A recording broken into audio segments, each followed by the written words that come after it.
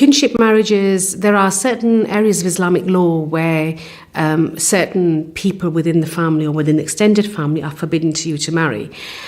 So your first uncle, your first aunt, your grandparents, your parents. And many of these prohibitions we take for granted now, but actually it took years for these prohibitions to develop under some kind of civil recognition. So many Muslim countries have also got the imprint of other cultures on them.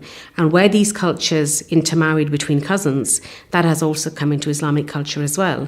Some Muslim cultures don't prohibit it, but they don't look upon it favorably for all sorts of other reasons. And religion is only one aspect of it. So there's huge variety of interpretation of who one is allowed to marry within kinship and outside kinship. Here, maybe there is some differences between the Muslim law and, the Christian or the national law, which is deriving from the Christian heritage. In Islam, cousins are marriageable, or they can marry from each other.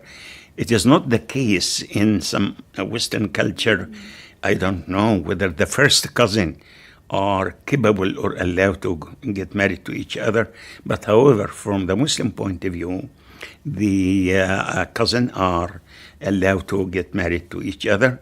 Although the Prophet advised, the couple should not be really blood closely related, but nonetheless, the marriage among the first cousin, it is acceptable, and there is no problem with that.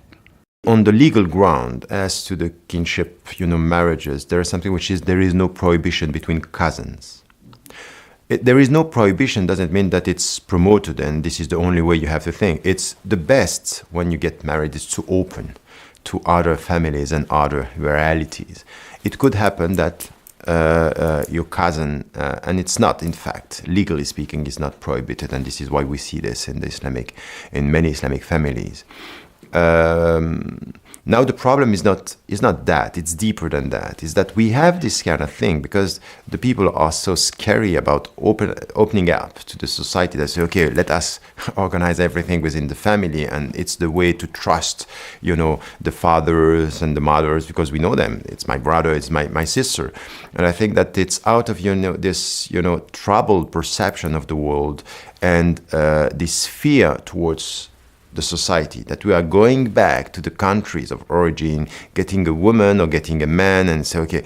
And I think that this is really a deep problem here, because we really need to understand that these kinds of relationship are really under very great risk, because the people are not living in the same culture, they are not dealing with the same reality, and we have things that are breaking very often on the basis, not because we are sharing the same values, that we are sharing the same culture and sensitivities and perception of the world. It's deeper than that, and this simplistic perception, as long as you are a Muslim, is going to be very good, nice, the great marriage. It's wrong. We are not dealing only with our faith, we are dealing with our perception of the world, with our habits, with our customs, with our collective psychology.